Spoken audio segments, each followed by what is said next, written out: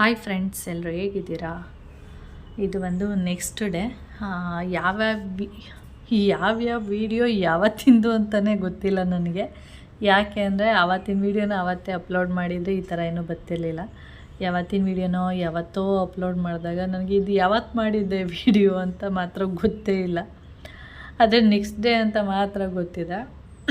Okay, ನೆನ್ನೆ ಮೆಂತ್ಯ ಸೊಪ್ಪೆಲ್ಲ clean ಮಾಡಿ ಇಟ್ಟಿದ್ನೆಲ್ಲ ಫ್ರಿಜ್ಜಲ್ಲಿ.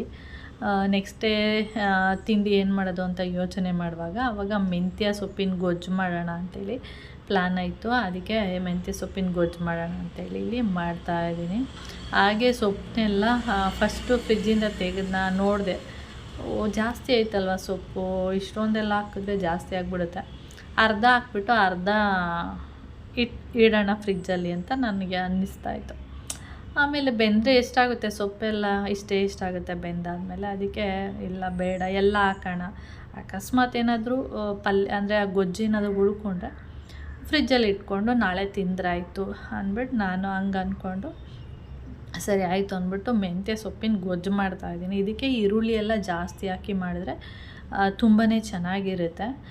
ನಾನಿಲ್ಲಿ ಈರುಳ್ಳಿ ಎಲ್ಲ ಸ್ವಲ್ಪ ಜಾಸ್ತಿನೇ ಹಾಕಿದ್ದೆ. ಹಾಕ್ಬಿಟ್ಟು ಫ್ರೈ ಮಾಡ್ತಾಯಿದ್ದೀನಿ. ನೀವು ನೋಡ್ತಿರ್ಬೋದು ನೋಡಿ, ಆವಾಗಲೇ ಎಷ್ಟು ಸೊಪ್ಪಿತ್ತು. ಹುರಿದ್ಮೇಲೆ ಅದನ್ನು ಎಣ್ಣೆಯಲ್ಲಿ ಚೆನ್ನಾಗಿ ಹುರಿಬೇಕು. ಹುರಿದ್ಮೇಲೆ ನೋಡಿ ಎಷ್ಟಾಗಿದೆ. ನಾನು ಒಂದು ಕೈಯಲ್ಲಿ ಮೊಬೈಲ್ ಇಟ್ಕೊಂಡಿದ್ದೀನಿ, ಒಂದು ಕೈಯಲ್ಲಿ ಹುರಿತಾ ಇದ್ದೀನಿ. ಅದಕ್ಕೆ ಬಾಣಲಿ ಏನು ಮಾಡ್ತಾಯಿದ್ದೆ ಅಂದರೆ ಡ್ಯಾನ್ಸ್ ಮಾಡ್ತಾಯಿದ್ದೆ. ಅದಾಗೆ ಆಗೋದು, ಒಂದೊಂದು ಸರಿ ಬಾಣಲಿ ಜಾರುತ್ತೆ ಅದಕ್ಕೆ. ಆಮೇಲೆ ಉರಿಬೇಕಾದ್ರೆ ನನಗೆ ಗೊತ್ತಾಯಿತು, ಇಷ್ಟೇನ ಸೊಪ್ಪಾಗಿದ್ದು, ಇದು ಒನ್ ಟೈಮ್ಗೂ ಆಗಲ್ವೇನೋ ಅಂತ ನನಗೆ. ಆಮೇಲೆ ಓಕೆ ಪರವಾಗಿಲ್ಲ, ಒನ್ ಟೈಮ್ಗೆ ಆಗಿಲ್ಲ ಅಂದರೆ ಪರವಾಗಿಲ್ಲ. ಯಾಕೆಂದ್ರೆ ನಾನು ತಿನ್ನಲ್ಲ, ಮೋಹನ್ ಮಾಮ ಮತ್ತು ಕೌಶಿ ಅಷ್ಟೇ ತಿನ್ನೋದಲ್ಲ. ನಾನು ಗುಳಿದ್ರೆ ನೋಡೋಣ ಅಂದ್ಬಿಟ್ಟು ಸುಮ್ಮನೆ ಆಗಿಬಿಟ್ಟೆ. ಆಮೇಲೆ ಮಸಾಲೆ ಎಲ್ಲ ಹಾಕಿ ಗೊಜ್ಜೆಲ್ಲ ಮಾಡುವಾಗ ಓಕೆ ಸರಿ ಹೋಗುತ್ತೆ, ಒನ್ ಟೈಮಿಗೆ ಆಗುತ್ತೆ ಅಷ್ಟೇ. ನಾನೇನೋ ಅಂದ್ಕೊಬಿಟ್ಟಿದ್ದೆ ಸೊಪ್ಪೆಲ್ಲ ನೋಡಿಬಿಟ್ಟು. ಆದರೆ ಒನ್ ಟೈಮಿಗೆ ಚೆನ್ನಾಗಾಗಿತ್ತು. ಯಾಕೆಂದರೆ ಇದು ಆರ್ಗ್ಯಾನಿಕ್ ಅಂತಲೇ ಹೇಳ್ಬೋದು. ಯಾಕೆಂದರೆ ನಾನು ಯಾವುದೇ ಕೆಮಿಕಲ್ ಹಾಕದೆ ಬೆಳೆದಿರುವಂಥ ಸೊಪ್ಪು, ಅದರಿಂದ ಆರ್ಗ್ಯಾನಿಕ್ ಅಂತ ಹೇಳ್ಬೋದು. ಆಮೇಲೆ ಇನ್ನೊಂದು ಏನಂದರೆ ನಾನೇ ಬೆಳೆದಿದ್ದೀನಿ ಅನ್ನೋ ಒಂದು ಖುಷಿ. ಓಕೆ, ಅದರಿಂದ ಏನೋ ಒಂಥರ ಖುಷಿ, ನಾನು ಬೆಳೆದಿರೋ ಸೊಪ್ಪು ಅಂತೇಳಿ. ಅದನ್ನು ಬೆಳೆಯೋಕ್ಕೆ ಮೋಹನ್ ಮಾಮ ಹೇಳ್ತಾಯಿದ್ರು, ಈ ಸೊಪ್ಪೆಲ್ಲ ಬೆಳ್ಕೊಂಡು ಇದಕ್ಕೆ ಡೈಲಿ ನೀರು ಹಾಕ್ಕೊಂಡು ನಿಲ್ಲೋ ಬದಲು 20 ರೂಪಾಯಿ ಕೊಟ್ಟರೆ ಸೊಪ್ಪು ಕೊಡ್ತಾರೆ ಹೋಗು ಅಂತ ಬೈತಾಯಿದ್ರು. ಅವ್ರಿಗೆ ಇತ್ತೀಚೆಗೆ ಇದಕ್ಕೆಲ್ಲ ನೀರು ಹಾಕ್ಕೊಂಡು ಅದು ಎಷ್ಟೋ ದಿನ ಬೇಕು, ಅದು ಅಂದರೆ ಟೈಮ್ ಬೇಕಲ್ವ, ಟೈಮ್ ಕೊಡಬೇಕಲ್ವ ನಾವು. ಏನೋ ಅದು ಬೆಳೆಯೋದಕ್ಕೆ ಇಷ್ಟು ದಿನ ಬೇಕಾ ಇದು ಬೆಳೆಯೋದಕ್ಕೆ ಅಂತ ಕೇಳೋದು ನನಗೆ. ಹೌದು ಅಂತ ಹೇಳ್ತಾರೆ. ಅದಕ್ಕೆ ಇದ್ರ ಬದಲು 20 ರೂಪಾಯಿ ಕೊಟ್ಬಿಟ್ಟು ಸೊಪ್ಪು ತಂದು ಮಾಡಿದ್ರೆ ಬೆಸ್ಟು, ಅದೇನು ಮಾಡು ನಿನಗೂ ಕೆಲಸ ಇಲ್ಲ ಅಂತ ಹೇಳ್ತಾಯಿದ್ರು. ಸುಮ್ಮನೆ ಮನೆಯಲ್ಲೇ ಇರ್ತೀನಲ್ವ, ಏನಾದರೂ ಒಂದು ಮಾಡೋಣ ಅಂತ ಅಂದಾಗ ಇವ್ರು ಈ ಥರ ಅಂದ್ಬಿಟ್ಟಾಗ ಮಾಡೋ ಇಂಟ್ರೆಸ್ಟು ಕೂಡ ಹೊರ್ಟೋಗ್ಬಿಡುತ್ತೆ ಆ ಥರ. ಓಕೆ, ಮೆಂತ್ಯ ಸೊಪ್ಪಿನ ಗೊಜ್ಜನ್ನ ಮಾಡಿಬಿಟ್ಟು ಹಾಗೆ ಮಾಲ್ಟು ಕೂಡ ಮಾಡಿದ್ದೀನಿ. ನಾನು ಒಂದು 8:45 9 ಗಂಟೆಗೆ ಮಾಲ್ಟನ್ನು ಕುಡಿಯುವಂಥದ್ದು. ಓಕೆ, ಮಾಲ್ಟೆಲ್ಲ ಕುಡ್ಕೊಂಡು ಹಾಗೆ ಚಪಾತಿನೂ ಹಾಕ್ತಾಯಿದ್ದೀನಿ ಮೋಹನ್ ಮಾಮನಿಗೆ.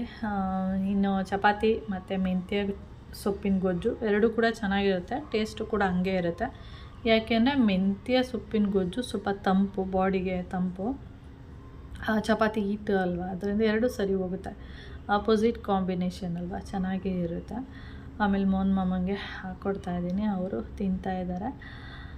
ಹೀಗೆ ಏನು ಮಾಡೋಕ್ಕಾಗಲ್ಲ, ಒಂದೊಂದು ಸಾರಿ ಟೈಮ್ ಕೊಡಬೇಕಾಗುತ್ತೆ. ಏನಕ್ಕೆ ಸೊಪ್ಪಾಗಲಿ ಒಂದು ತರಕಾರಿ ಆಗಲಿ ಅದಕ್ಕೆ ಅಂತ ಇಷ್ಟು ಟೈಮ್ ಇರುತ್ತೆ. ಆ ಟೈಮ್ ಒಳಗಡೆ ಅದು ಬೆಳೆಯುವಂಥದ್ದು.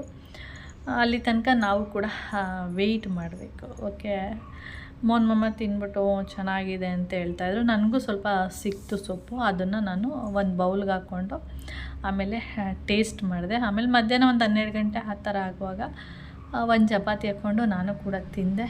ಚೆನ್ನಾಗಿತ್ತು, ಏಕೆಂದರೆ ನಾನು ಬೆಳೆದಿರೋದಲ್ವ, ಅದಕ್ಕೆ ಚೆನ್ನಾಗಿತ್ತು.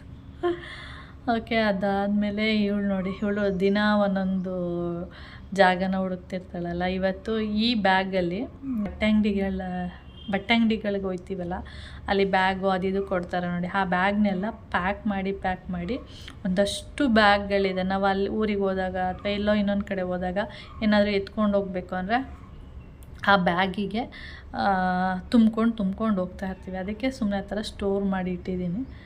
ಈಗ ಎಲ್ಲೂ ಹೋಗಿಲ್ವಲ್ಲ, ಮತ್ತು ಹೋದಾಗ ತೊಗೊಂಡು ಹೋಗ್ತೀವಿ. ಅಂದರೆ ಸ್ವಲ್ಪ ದೊಡ್ಡ ದೊಡ್ಡ ಬ್ಯಾಗ್ಗಳು ಅಷ್ಟೇ ಅದು. ಅದಕ್ಕೆ ಅದನ್ನೆಲ್ಲ ಒಂದು ಬ್ಯಾಗಲ್ಲಿ ಹಾಕ್ಬಿಟ್ಟು ಆ ಥರ ತುಂಬಿಸಿಟ್ಬಿಟ್ಟಿದ್ದೀನಿ. ಅದ್ರ ಮೇಲೆ ಇವಳು ಹೋಗ್ಬಿಟ್ಟು ಮಲ್ಕೊಂಡಿರುವಂಥದ್ದು. ಆಮೇಲೆ ಇನ್ನೊಂದೇನೆಂದರೆ ಹಲಗೆ ಇದೆ ನೋಡಿ, ಆ ಹಲಗೆ ಮೇಲೆ ಹೋಗಿ ಮಲಗುವಾಗ ಅದ್ರದ್ದು ಏನಿದೆ ಹಲ್ಗೆದು ಇದೆಲ್ಲ ಬಿಚ್ಚೋಗ್ಬಿಟ್ಟಿರುತ್ತೆ. ಏನು ಹೇಳ್ತಾರೆ ಗೊತ್ತಾಗ್ತಾಯಿಲ್ಲ ನನಗೆ. ಸಿಪ್ಪೆ ಥರ ಚಕ್ಕೆ ಥರ ಬಂದುಬಿಟ್ಟಿರುತ್ತೆ ಹಲ್ಗೆದು. ಅದನ್ನೆಲ್ಲ ಇದು ಏನು ಮಾಡುತ್ತೆ, ಸ್ವಲ್ಪ ಅದು ಎದ್ದೋಗಿರುತ್ತಲ್ವ ಹಲ್ಗೆದು, ಅದನ್ನೆಲ್ಲ ಕಿತ್ಕೊಂಡು ಮೇಲಿಂದ ಕೆಳಗಡೆಗೆ ಬೀಸಾಕೋದು. ಆಮೇಲೆ ಕೆಳಗಡೆ ಇಳಿದು ಬಂದು ಆಟ ಆಡೋದು. ಈ ಥರ ಮಾಡುತ್ತೆ ಅದು ಬೆಕ್ಕು. ಅದಕ್ಕೆ ಆಮೇಲೆ ನಾನು ಕೆಳಗಡೆ ಓಡಿಸಿದೆ, ಮತ್ತೆ ಬಂದ್ಬಿಟ್ಟು ಅದೇ ಪ್ಲೇಸ್ಗೆ ಹೋಗ್ಬಿಟ್ಟು ಮಲಿಕೊಳ್ತು. ಓಕೆ, ಅದಾದಮೇಲೆ ನೆಕ್ಸ್ಟು ಸಿಲಿಂಡ್ರ್ ಖಾಲಿಯಾಗಿತ್ತು. ಅಂದರೆ ರಾತ್ರಿಯೇ ಸಿಲಿಂಡ್ರೆಲ್ಲ ಖಾಲಿಯಾಗಿತ್ತು. ಅದನ್ನು ಹಾಗೇ ತಂದಿಟ್ಟಿದ್ದೆ. ಮತ್ತು ಇವಾಗ ಅದನ್ನು ಕ್ಲೀನ್ ಮಾಡಿಬಿಟ್ಟು ಅದೇ ಜಾಗಕ್ಕೆ ಸೇರಿಸೋಣ ಅಂದ್ಬಿಟ್ಟು ಮತ್ತು ಆ ಜಾಗ ಎಲ್ಲ ಕ್ಲೀನ್ ಮಾಡಿ, ಅಲ್ಲಿ ಬುಕ್ಸು ಅದು ಇದು ಏನೇನೋ ಸುಮ್ಮನೆ ನಾವು ಯಾವುದೇ ಒಂದು ವಸ್ತು ಇದ್ದರೂ ಅದ್ರ ಮೇಲೆ ಏನಾದರೂ ಇಡ್ತಾ ಇರ್ತೀವಿ. ಆ ಥರನೇ ಇಲ್ಲಿ ಸಿಲಿಂಡ್ರ್ ಮೇಲೆ ಪೇಪರು, ಬ್ಯಾಗು, ಈ ಮೋನ್ಮಾಮ ಎಲ್ಲ ಬಂದಾಗ ಏನಾದರೂ ಬರಬೇಕಾದ್ರೆ ಅದಿದು ತರಕಾರಿ ಅದು ಏನಾದರೂ ತರ್ತಾರಲ್ವ, ಆವಾಗ ನಾನು ಏನು ಮಾಡ್ತೀನಿ, ಒಂದು ಬ್ಯಾಗ್ ಎತ್ಕೊಂಡು ಹೋಗ್ತೀನಿ. ಆ ಬ್ಯಾಗಿಗೆ ಹಾಕ್ಕೊಂಡು ಬರ್ತೀನಿ. ಅದನ್ನು ಇಲ್ಲೇ ಹೊರಗಡೆ ಇಟ್ಕೊಂಡಿದ್ದೀನಿ. ಈ ಪೇಪರ್ ಆವಾಗವಾಗ ಪೇಪರೆಲ್ಲ ಇರುತ್ತಲ್ಲ, ಅದನ್ನು ತೊಗೊಬಂದು ಈ ರೀತಿ ಹೊರಗಡೆ ಇಟ್ಟಿರ್ತೀನಿ. ಅದೆಲ್ಲ ಈಗ ಸಿಲಿಂಡ್ರೆಲ್ಲ ಖಾಲಿ ಆದಾಗ ಅದನ್ನೆಲ್ಲ ಕೆಳಗಡೆ ಇಟ್ಟಿರ್ತೀನಿ. ಮತ್ತು ಸಿಲಿಂಡ್ರನ್ನ ಮತ್ತೆ ಅದೇ ಜಾಗಕ್ಕೆ ಸೇರಿಸಿದ್ಮೇಲೆ ಮತ್ತೆ ಅದೇ ಥರನೇ ಸ್ಟೋರ್ ಮಾಡಿ ನೀಟಾಗಿ ಫಿಕ್ಸ್ ಮಾಡಿಬಿಟ್ಟು ಇಡ್ತೀನಿ. ಒಂದೇನಂದರೆ ಕ್ಲೀನ್ ಆದಂಗೆ ಆಗುತ್ತೆ ಅಷ್ಟೇ. ಸಿಲಿಂಡ್ರ್ ಏನಾದರೂ ಖಾಲಿ ಆಯಿತು ಅಂದರೆ ಆ ಪ್ಲೇಸ್ ಏನಿದೆ ಅದೆಲ್ಲ ಗುಡಿಸೋದು, ಒರೆಸೋದು, ಮತ್ತು ಅದೇ ಥರನೇ ಮತ್ತೆ ಕ್ಲೀನ್ ಮಾಡೋದು. ಆ ಥರ ಮಾಡಿ ಇಡುವಂಥದ್ದು ಅಷ್ಟೇ. ಡಿಸೆಂಬರ್ 25ನೇ ತಾರೀಕಲ್ಲಿ ಸಿಲಿಂಡ್ರ್ ಖಾಲಿಯಾಗಿತ್ತು. ಅದಾದಮೇಲೆ ಇವಾಗ ಫೆಬ್ರವರಿ 25ಕ್ಕೆ ಮತ್ತೆ ಖಾಲಿಯಾಗಿದೆ. ಸ್ವಲ್ಪ ಬೇಗನೆ ಖಾಲಿ ಆಯಿತು ಅಂತ ಹೇಳ್ಬೋದು. 2 ತಿಂಗಳು ಬಂದಿರುವಂಥದ್ದು. ಬೇರೆ ದಿನಗಳಿಗೆ ಹೋಲಿಸ್ಕೊಂಡ್ರೆ ಈ ಸರಿ ಕಡಿಮೆನೇ. ಜಾಸ್ತಿ ಅಂದರೆ 2.5 ತಿಂಗಳು ಹತ್ತತ್ರ ಬರುತ್ತೆ ನನಗೆ. ಯಾಕೆ ಬೇಗ ಖಾಲಿ ಆಯಿತು ಅನ್ನೋದು ಗೊತ್ತಿಲ್ಲ. 2.5 ತಿಂಗಳು, ಒಂದೊಂದು ಸರಿ 3 ತಿಂಗಳು ಹತ್ತತ್ರ ಬರುತ್ತೆ. ಅದು ನಾವು ಯಾವ ರೀತಿ ಯೂಸ್ ಮಾಡ್ತೀವಿ ಅದ್ರ ಮೇಲೆ ಡಿಪೆಂಡ್ ಆಗುತ್ತೆ. ಓಕೆ, ಅಲ್ಲೆಲ್ಲ ಕ್ಲೀನ್ ಮಾಡಿ ಆದಮೇಲೆ ಮಧ್ಯಾಹ್ನ ಟೈಮು ಈ ಅಳಿಲು ಈ ಮೇಲೆ ಪಕ್ಷಿಗಳಿಗೆ ಅಕ್ಕಿಯೆಲ್ಲ ಹಾಕಿರ್ತೀನಲ್ಲ, ಅಕ್ಕಿಯೆಲ್ಲ ತಿನ್ನಬೇಕಾದ್ರೆ ಅದೇನಾಗುತ್ತೆ, ಅಕ್ಕಿಗಳು ಕೆಳಗಡೆ ಉದುರಿರುತ್ತೆ ಪಕ್ಷಿಗಳು ತಿನ್ನೋ ಟೈಮಲ್ಲಿ. ಆ ಅಕ್ಕಿನ ತಿನ್ನೋಕ್ಕೆ ಈ ಅಳಿಲು ಏನು ಮಾಡ್ತದೆ, ಮರದಿಂದ ಕೆಳಗಡೆ ಇಳಿದು ಅಲ್ಲೋಗ್ಬಿಟ್ಟು ಎತ್ಕೊಂಡು ತಿನ್ನೋಕ್ಕೆ ಹೋಗ್ತಿದೆ. ಅದಕ್ಕೆ ಭಯ, ಏನಂದರೆ ಬೆಕ್ಕು ಬಂದು ಯಾವಾಗ ಅಟ್ಯಾಕ್ ಮಾಡುತ್ತೆ ಅಂತ ಭಯ. ಅದಕ್ಕೆ ಅಲ್ಲಿ ಹೋಗ್ಲಾ ಬೇಡವಾ ಅಂತೇಳಿ ಯೋಚನೆ ಮಾಡ್ತಿದ್ದೆ. ಹಾಗೆ ನಮ್ಮ ಬೆಕ್ಕು ಇಲ್ಲಿಂದನೇ ಕುತ್ಕೊಂಡು ನೋಡ್ತಾ ಇದೆ. ಈ ಬೆಕ್ಕದು ನಮ್ಮ ಬೆಕ್ಕು ಮೇಲೆ ಇರುತ್ತೆ, ಏನೂ ಪ್ರಾಬ್ಲಮ್ ಇಲ್ಲ. ಕರ್ಗಿ ಏನು ಮಾಡ್ತಾಳೆ, ಅಲ್ಲೇ ಇರ್ತಾಳೆ. ಈಗ ಮರಿಗಳೆಲ್ಲ ಇದೆಯಲ್ಲ, ಅದಕ್ಕೆಲ್ಲ ಆಹಾರ ಆಗುತ್ತೆ ಅಂದ್ಬಿಟ್ಟು ಅಟ್ಯಾಕ್ ಮಾಡಿ ಹಿಡಿತಾಳೆ. ಆ ಥರದ್ದು ಅವಳದು. ಅದರಿಂದ ಅದು ಏನು ಮಾಡ್ತಿದೆ ಅಂದರೆ ಬರಲಾ ಬೇಡವಾ, ಅಕ್ಕಿ ಎತ್ಕೊಂಡು ತಿನ್ನಲಾ ಬೇಡವಾ ಅಂತೇಳಿ ಪ್ಲ್ಯಾನ್ ಮಾಡ್ತಿದ್ದೆ. ನನಗೆ ಇನ್ನೊಂದು ಪ್ಲ್ಯಾನ್ ಇದೆ. ಏನಂದರೆ ಅಲ್ಲಿ ಮರದ ಹತ್ರ ಒಂದು ಬೌಲಲ್ಲಿ ನೀರಿಟ್ಟು ಅಲ್ಲಿ ಸ್ವಲ್ಪ ಅಕ್ಕಿ ಎಲ್ಲ ಹಾಕಿದ್ರೆ ಅದು ಬಂದು ಅಲ್ಲೇ ತಿನ್ಬೋದು. ಆದರೆ ಏನಾಗುತ್ತೆ ಹೇಳಿ, ಈ ಬೆಕ್ಕುಗಳು ಅದನ್ನು ಬಿಡಲ್ಲ ತಿನ್ನೋದಕ್ಕೆ, ಅಲ್ಲೇ ಹೋಗ್ಬಿಟ್ಟು ಅಟ್ಯಾಕ್ ಮಾಡುತ್ತೆ. ಅದರಿಂದ ನಾನು ಬೇಡ ಅಂಥೇಳಿ ಕ್ಯಾನ್ಸಲ್ ಮಾಡಿದ್ದೀನಿ ಅಷ್ಟೇ. ಓಕೆ ಫ್ರೆಂಡ್ಸ್, ಹಾಗೆ ನಾನು ಇಲ್ಲಿ ಬೆಳ್ಳುಳ್ಳಿ ಏನೋ ಬಿಡಿಸ್ತಾ ಕೂತ್ಕೊಂಡಿದ್ದೀನಿ. ಹಾಗೆ ಈ ವಿಡಿಯೋನೂ ಕೂಡ ಇಲ್ಲಿಗೆ ಎಂಡ್ ಮಾಡ್ತೇನೆ. ನಿಮಗೇನಾದರೂ ವಿಡಿಯೋ ಇಷ್ಟ ಆದರೆ ಲೈಕ್, ಶೇರ್, ಕಮೆಂಟ್ ಮಾಡಿ. ಹಾಗೆ ಯಾರಾದರೂ ಫಸ್ಟ್ ಟೈಮ್ ಏನಾದರೂ ನನ್ನ ಚಾನಲ್ನ ನೋಡ್ತಾ ಇದ್ದರೆ ಪ್ಲೀಸ್ ಸಬ್ಸ್ಕ್ರೈಬ್ ಮಾಡ್ಕೊಂಡು ನೋಡಿ. ನೆಕ್ಸ್ಟ್ ವೀಡಿಯೋದಲ್ಲಿ ಸಿಗೋಣ. ಓಕೆ, ಬಾಯ್.